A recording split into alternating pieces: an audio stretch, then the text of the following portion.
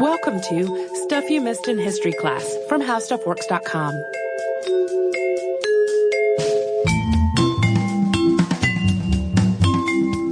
Hello and welcome to the podcast. I'm Tracy V. Wilson. And I'm Holly Fry.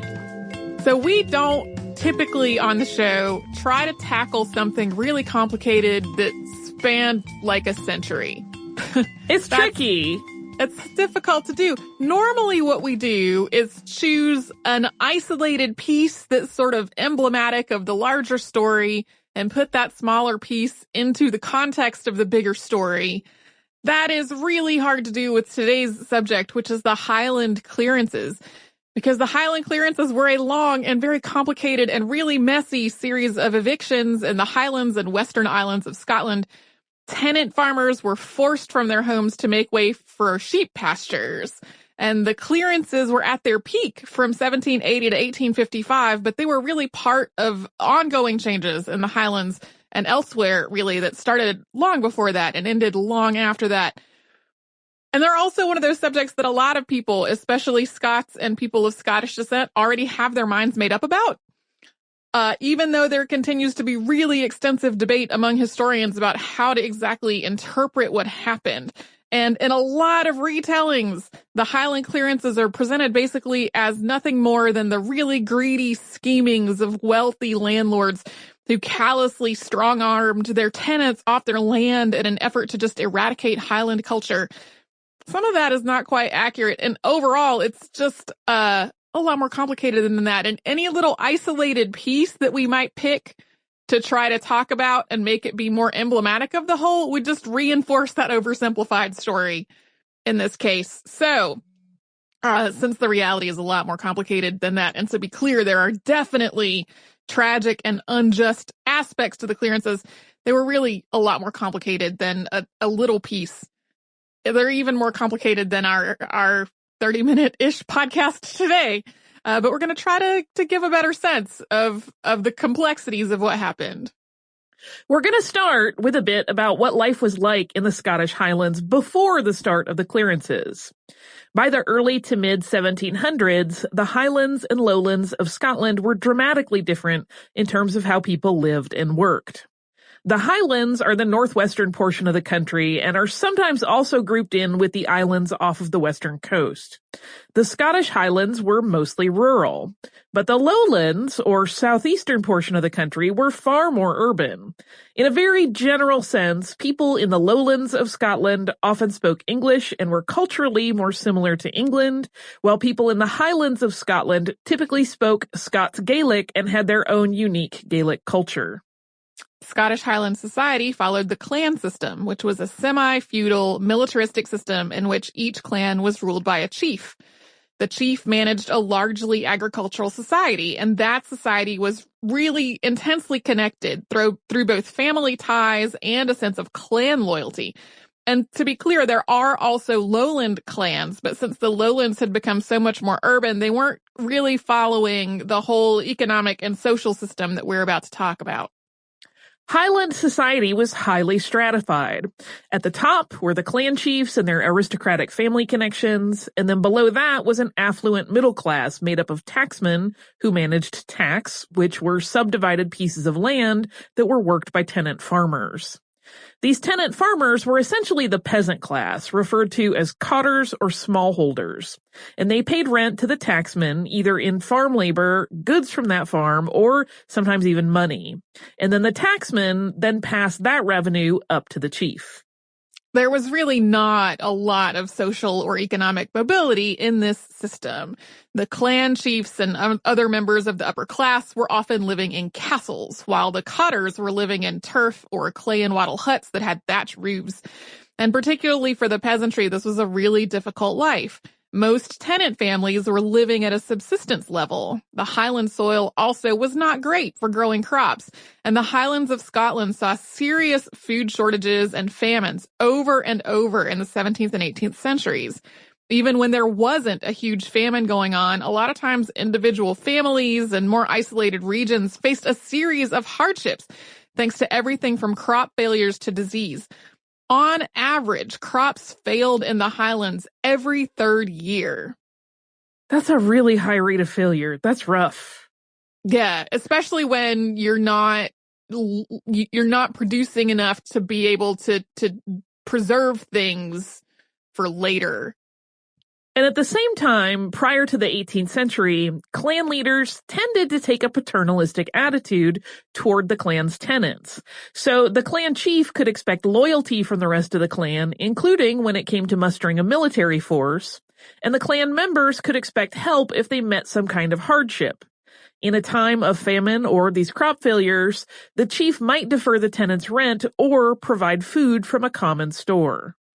Naturally, in the face of such a difficult and uncertain life, people who had the means often moved out of the Highlands of Scotland.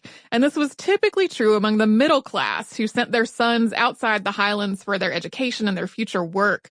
Families also immigrated to the lowlands or to other countries, including the American colonies in Australia, if they were able to scrape up the financial means to do so. In earlier times, it might have been possible to do this through an indenture, but by this point in history, in the 17th and 18th century, that was not so much an option anymore. Sometimes wealthier clans would also buy land in the colonies or in other parts of the British Empire and then persuade groups of tenants to emigrate there to work that newly acquired land. This exodus got much worse after the end of the Jacobite Rising of 1745. And we've talked about the rebellion in a prior episode of the show, but briefly, a number of Scottish clans backed Charles Edward Stuart, known as Bonnie Prince Charlie, in a rebellion intended to supplant the House of Hanover and return the House of Stuart to the British throne. The rebellion ended on April 16, 1746, with the Jacobite rebels' defeat at the Battle of Culloden. After the end of the rebellion, British troops moved through Scotland in a really brutal effort to roust out all the rebels and anyone else who had been supporting the Jacobite cause. And the result was devastating. More than 1,000 Highland Scots were killed, and in some cases, entire clans were decimated or forced into exile. There were already disarming acts in place forbidding the ownership of firearms among Highland Scots, and new legislation incorporated the Dress Act of 1746. The Dress Act forbade men to wear Highland dress outside of the context of military service. A lot of times this is interpreted as not being allowed to wear tartan at all, and that is not quite accurate. The Heritable Jurisdictions Act of 1747 also stripped clan chiefs of their already waning judicial and military power. These actions were motivated by both pragmatism and prejudice. Multiple Scottish clans had just mounted an armed rebellion against the House of Hanover and the British Crown. This was clearly a threat to the monarchy and the stability of the kingdom.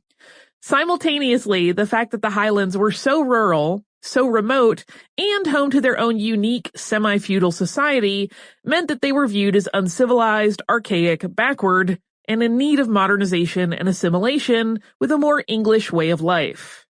Afterward, things got a lot harder for everyday people left in the Highlands. The clans still existed as family and as social units, but not nearly so much as an economic and political system. The system that replaced it had a lot of similarities, though. Former clan chiefs became private landowners, and even though they no longer had the same judicial and military power that they'd had before, in a lot of places they were still the most powerful people in terms of their social and political positions. Tacksmen were replaced by factors who did a very similar job managing subdivided parcels of land. And then the peasantry still lived on small rented holdings, which were commonly known as crofts. They became more often known as crofters, and their rented farms, as they had before, combined enclosed areas for growing crops and common grazing land. No longer bound by loyalty to the clan, landlords started raising rents and having less of a paternalistic attitude toward their tenants. Some became increasingly focused on profits, regardless of how that affected people living and working on their land. As this was happening among former Highland clan leadership, English and lowland Scottish landlords with holdings in the Highlands were similarly becoming more and more focused on using their land for the most profit as well. Happening in tandem with all of this were efforts to reform and modernize the Highlands. Even when these efforts were well-intended, they tended to bring more chaos and displacement than actual improvement. This included an expansion in cattle farming, which caused tenant families to be displaced at least as far back as the 1730s. People who had survived Culloden and its aftermath started leaving Scotland in bigger numbers, looking for a better life elsewhere. People's reasons and how much autonomy they had in this was really all over the spectrum. Everything from landlords who decided to sell what was left of their estates and immigrate with their families, leaving their tenants to make their own way, to desperately poor tenant farmers agreeing to work on their landlord's new venture in Australia because they were coerced into it or felt like they simply had no other choice. In 1773, James Boswell and Samuel Johnson toured the Highlands and the Western Islands of Scotland, and they wrote about the dissolution of clan loyalties, increasingly mercenary landlords, and a crumbling social system that was threaded through with abject poverty. The clearances started a little less than a decade later, and we're going to talk about those after we first have a sponsor break.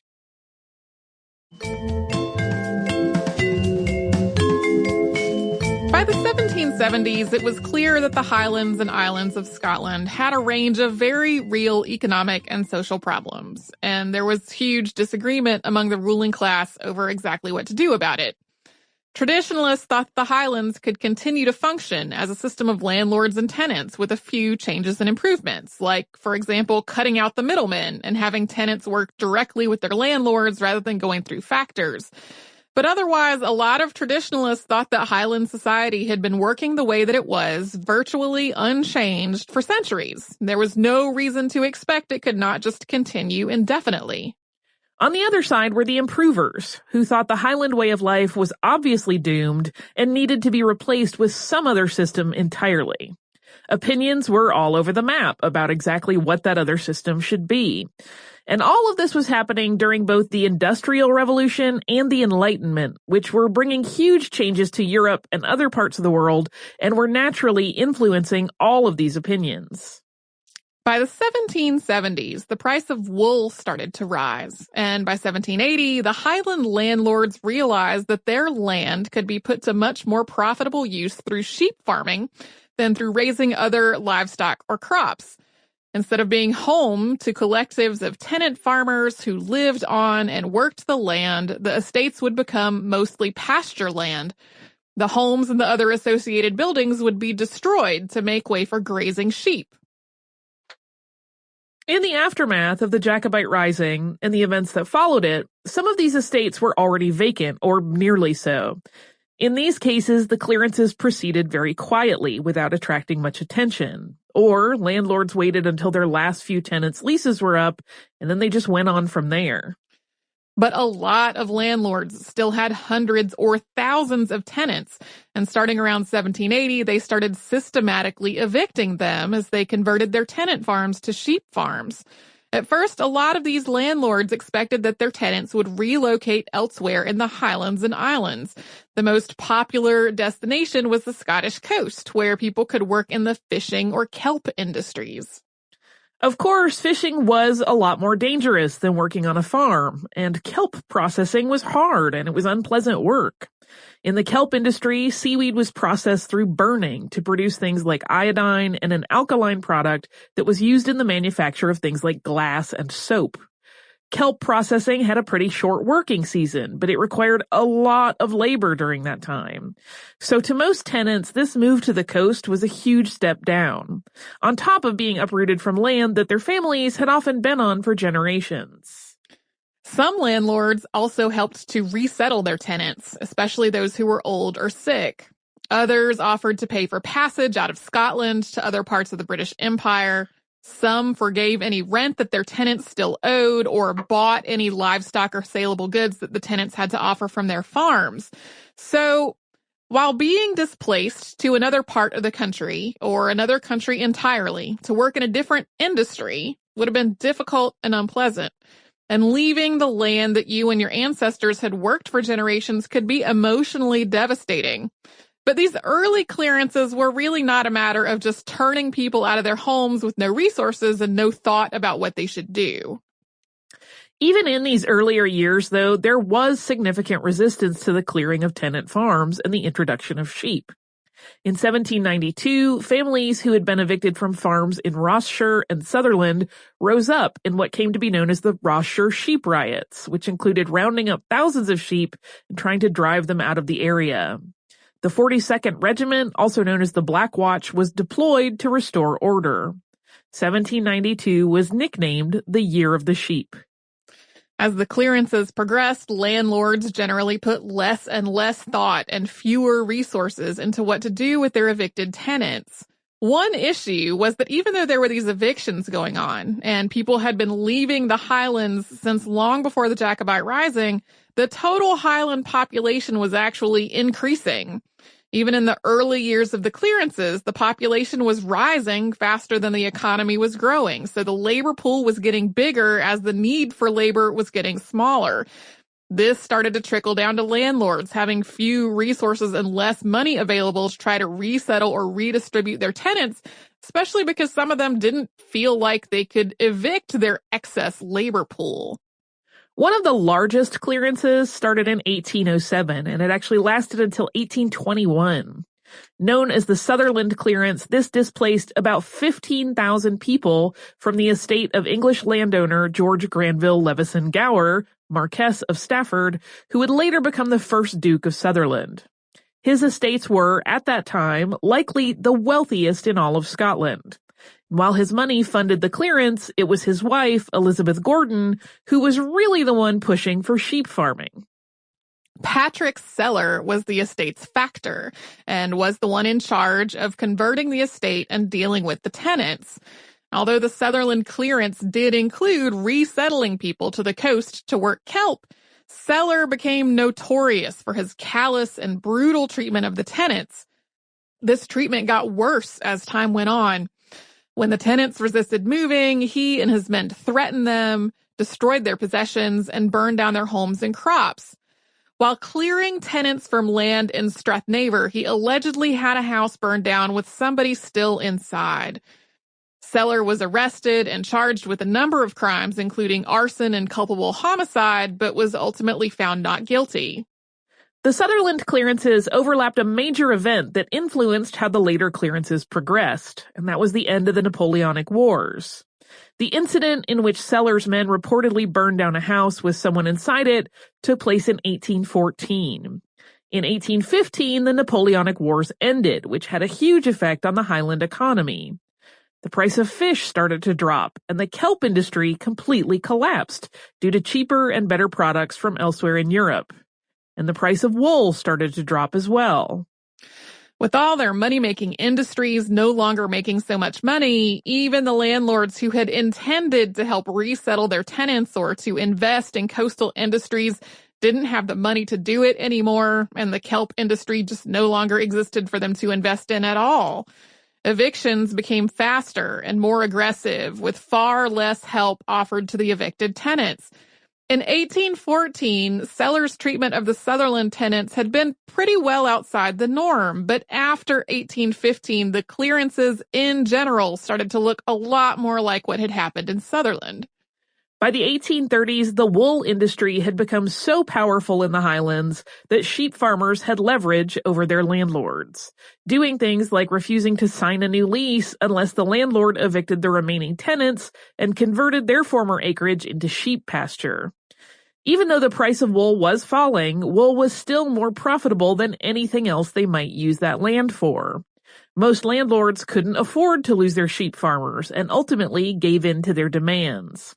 The 1830s were also marked by food shortages and famine in the Highlands and Islands as a result of the displacement and changes in land use. Some of the most infamous clearances took place in the 1840s, with some of that infamy stemming from newspapers publishing stories that were very sympathetic to the evicted tenants. In Glencalvie in 1845, massive clearances were publicized by Free Church ministers who were critical of what was happening. These articles really focused on the plight of the families and the idea that they'd been living and farming there for generations. The Glencalvie story was picked up by the Times, largely in connection to debates that were going on in Parliament over assistance programs for the poor in Scotland. Another clearance in Strathconan played out with similar sympathy in the press in the 1840s as well, with the evicted tenants portrayed as destitute, devastated, and meekly compliant with their landlords. So when it came to that meekly compliant with their landlords part, that wasn't exactly true. Tenants resisted being evicted all through the Highland clearances, including Strathconan. Usually things followed a predictable pattern. Someone would show up to serve an order of removal. Tenants, usually the women, would say they'd refuse to go, mocking the person serving the order and sometimes tearing that order up in front of his face. Things would escalate from there, with the sheriff arriving with a posse, often very early in the morning, to evict everyone by force. If people still refused to go, the sheriff would seek military help. Usually, the threat of troops being deployed would prompt people to leave, but in at least 10 cases, troops really did arrive on the scene to force people to go. The last of the major clearances were over by about 1850, although people continued to be evicted to make way for other uses of the land that they were leasing until at least the 1880s. Some of these removals were still quite sizable. Between 1851 and 1857, about 5,000 Highland Scots, most of them living in severe poverty, were relocated to Australia to try to address a labor shortage during the gold rush there. And then throughout all of this, food shortages and famine continued in the Highlands, including a famine that started around 1846 and was caused by the same potato blight that had struck Ireland the year before. The aftermath of the clearances actually went on much longer. And we're going to get into that after we first pause for another sponsor break.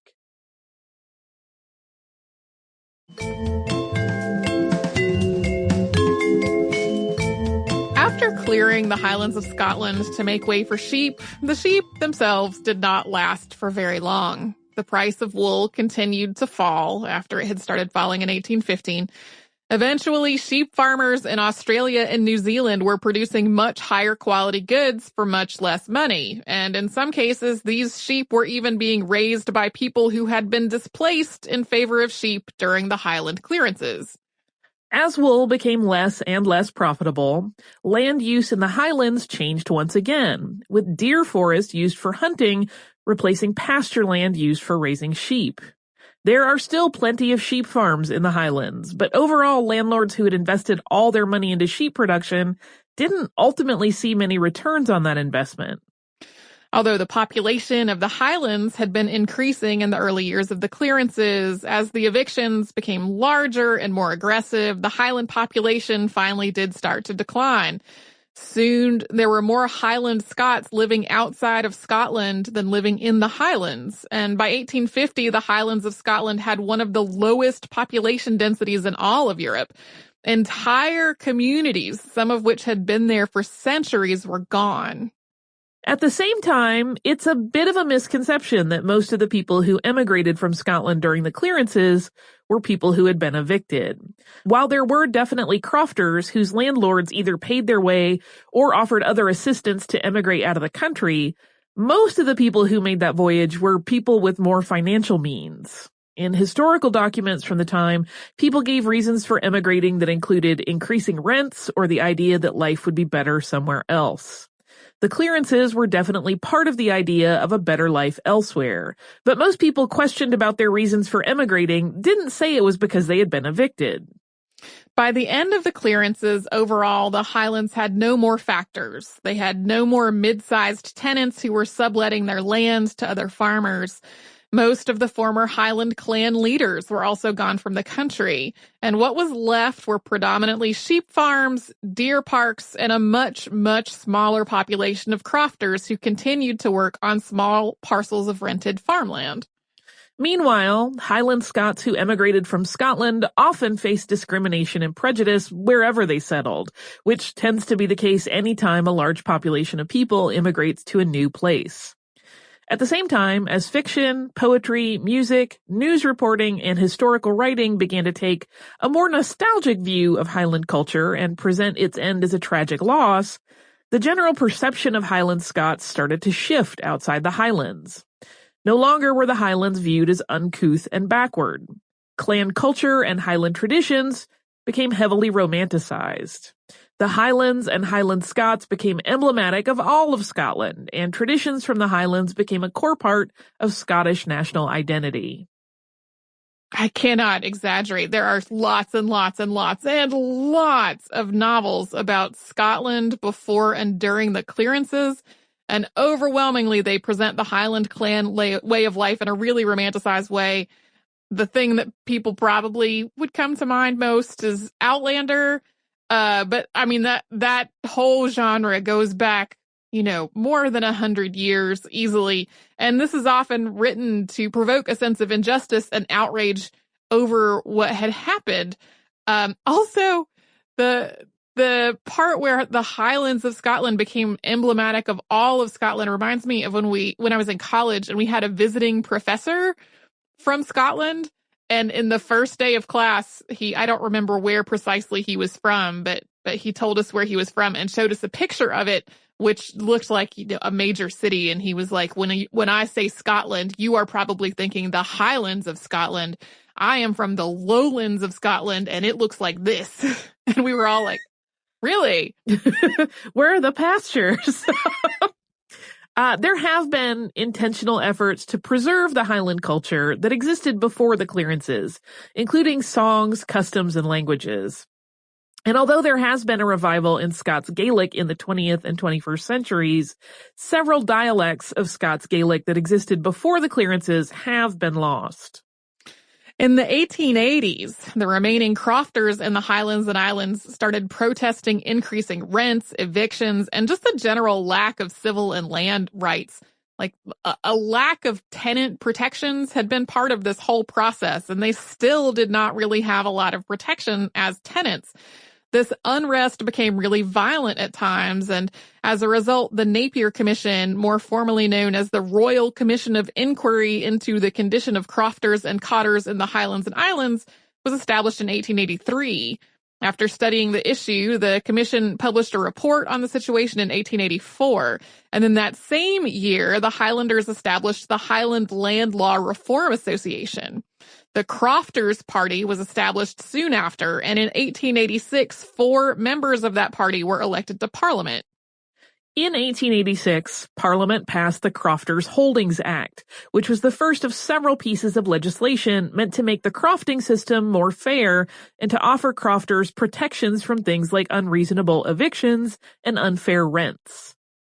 By the 1880s, historians had also started to write about what had happened during the clearances, and historians' interpretations of what happened have varied wildly since then. The historiography of the Highland clearances is its own intriguing subject, and if you're not familiar with that term, historiography generally means the writing of history, but it also more broadly includes the theory and history of that writing itself. There are extensive documents from the Highland clearances that still survive today, far, far more than any one historian could really read through, synthesize, and analyze in a lifetime. But at this point, there's even more historical writing about the clearances. In the words of historian Eric Richards, who has written numerous books on the clearances, quote, "The historiography of the clearances and the way it has been constructed has become a subject with its own fascination, notably for historians of the public memory with a postmodernist bent."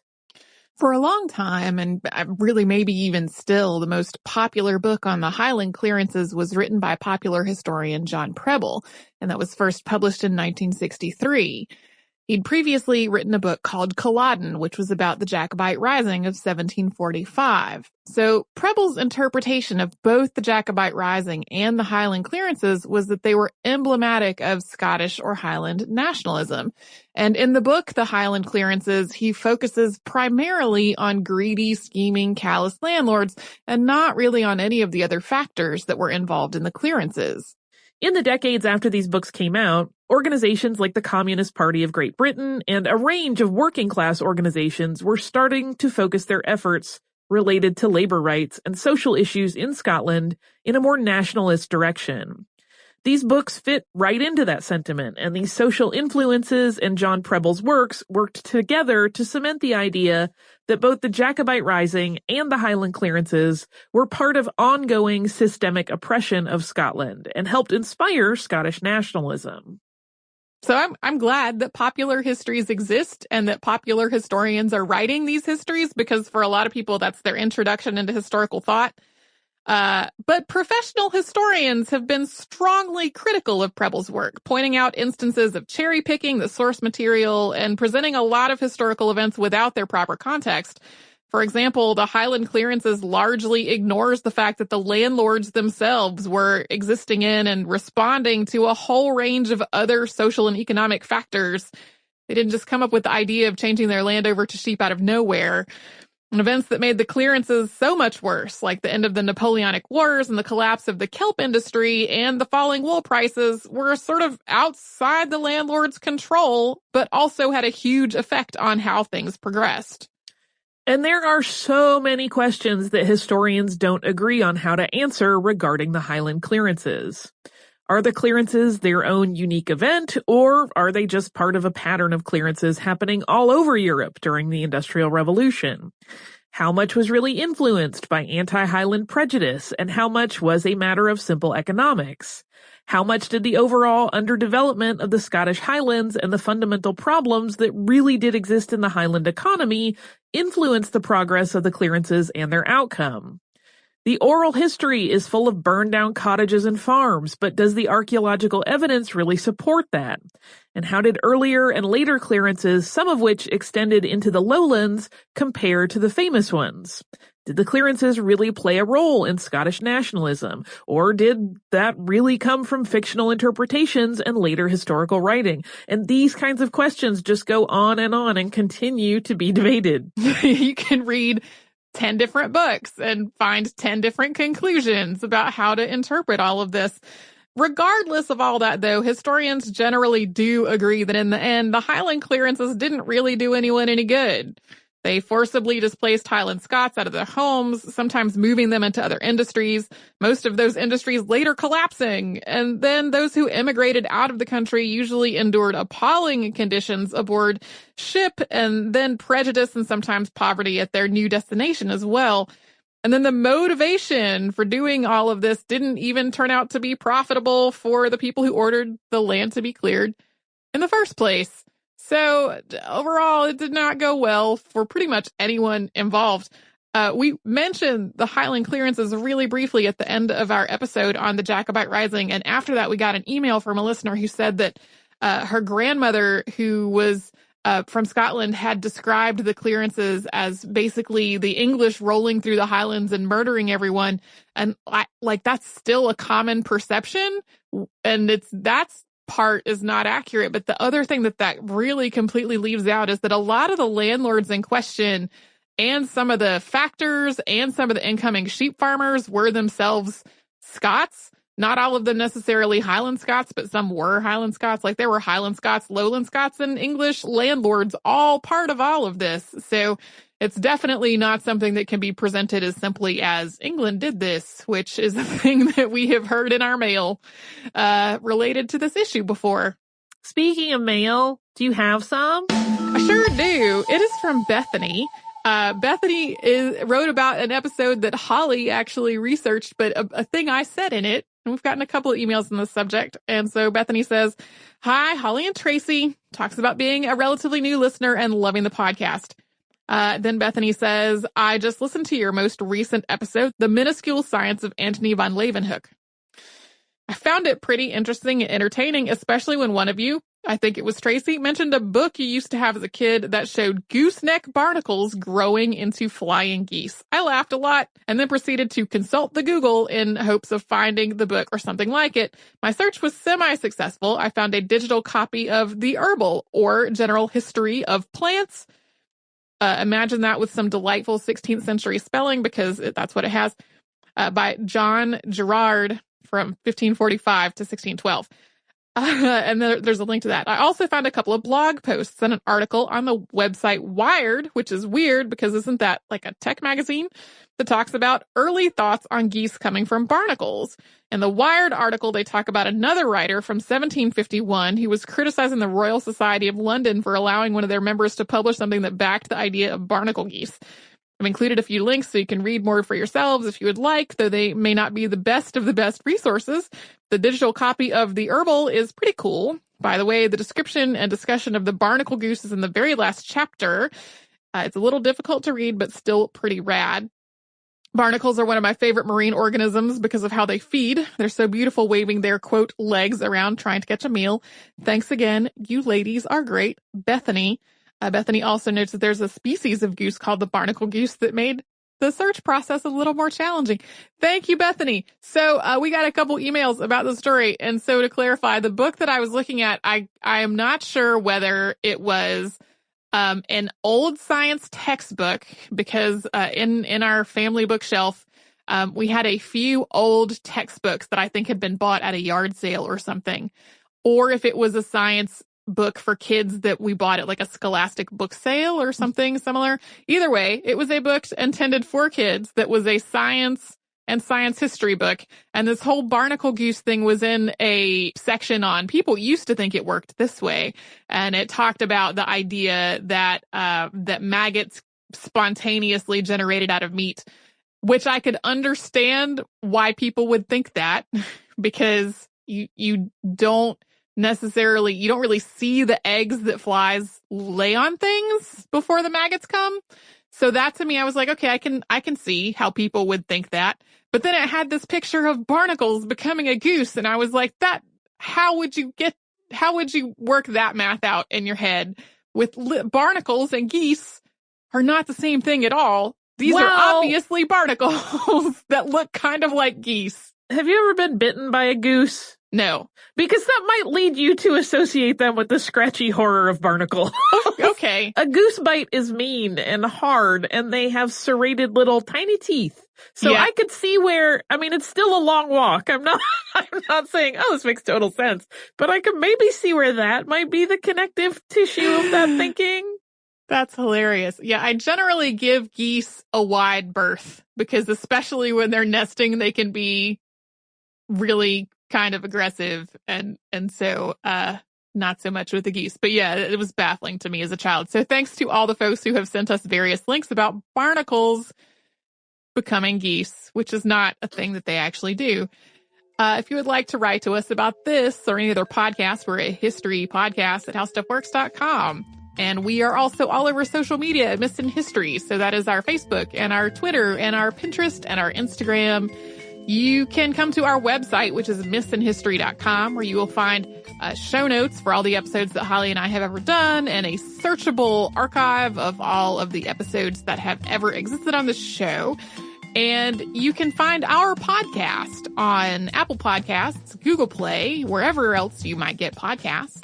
So come and visit us or subscribe.